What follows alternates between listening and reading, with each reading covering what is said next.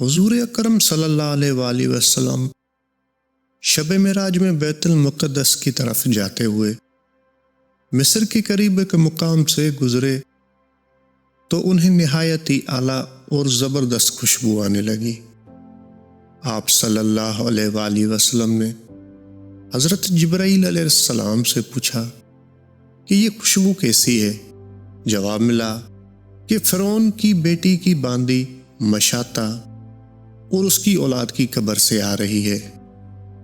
پھر حضرت جبرائیل علیہ السلام نے اس کا قصہ بیان کیا کہ مشاطہ فرعون کی بیٹی کی خادمہ تھی اور وہ خفیہ طور پر ایمان لا چکی تھی۔ ایک دن فرعون کی لڑکی کو کنگھی کرتے ہوئے اس کے ہاتھ سے اتفاقاً کنگھی گر پڑی۔ وہ اٹھانے لگی تو اس کی زبان سے بے ساختہ بسم اللہ نکل گیا۔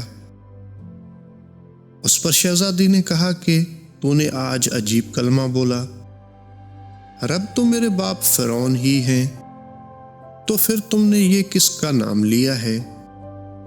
اس نے جواب دیا، فرعون رب نہیں بلکہ رب وہ اللہ ہے جو مجھے اور تجھے اور خود فرعون کو روزی دیتا ہے۔ شہزادی نے کہا، اچھا تو میرے باپ کے سوا کسی اور کو اپنا رب مانتی ہے؟ اس نے جواب دیا، ہاں میرا، تیرا اور تیرے باپ کا سب کا رب اللہ تعالیٰ ہی ہے۔ شہزادی نے اپنے باپ سے کہلوایا۔ وہ سخت غضبناک ہوا اور اسے اسی وقت دربار بلاوا بھیجا اور کہا، کیا تو نے میرے سوا کسی اور کو اپنا رب مانتی ہے؟ اس نے کہا کہ میرا اور تیرا رب اللہ تعالیٰ ہے جو بلندیوں اور بزرگی والا ہے۔ فرعون نے اسی وقت حکم دیا کہ تانبے کی جو گائے بنی ہوئی ہے اس کو خوب تپایا جائے، اور جب بالکل آگ جیسی ہو جائے تو اس کے بچوں کو ایک ایک کر کے اس میں ڈال دیا جائے۔ چنانچہ وہ گرم کی گئی۔ جب آگ جیسی ہو گئی تو حکم دیا کہ اس کے بچے کو ایک ایک کر کے اس میں ڈالنا شروع کرو۔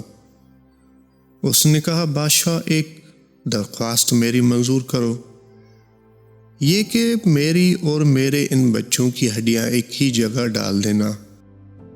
اس نے کہا، اچھا تیرے کچھ حقوق ہمارے ذمہ ہیں اس لیے یہ منظور ہے۔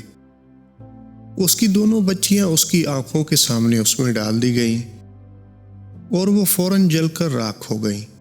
پھر سب سے چھوٹے کی باری آئی جو ماں کی چھاتی سے لگا ہوا دودھ پی رہا تھا۔ پھر فرعون کے سپاہیوں نے اسے گھسیٹا تو اس کی نیک بندی کی آنکھوں تلے اندھیرا چھا گیا۔ اللہ تعالیٰ نے اس بچے کو اسی وقت زبان دے دی اور اس نے بآواز بلند کہا، اماں جان افسوس نہ کر، اماں جان ذرا بھی پس و پیش نہ کرو، حق پر جان دینا ہی سب سے بڑی نیکی ہے۔ چنانچہ انہیں صبر آ گیا، اس بچے کو بھی آگ میں ڈال دیا گیا اور آخر میں ان کی ماں کو بھی اسی آگ میں جلا کر مار دیا۔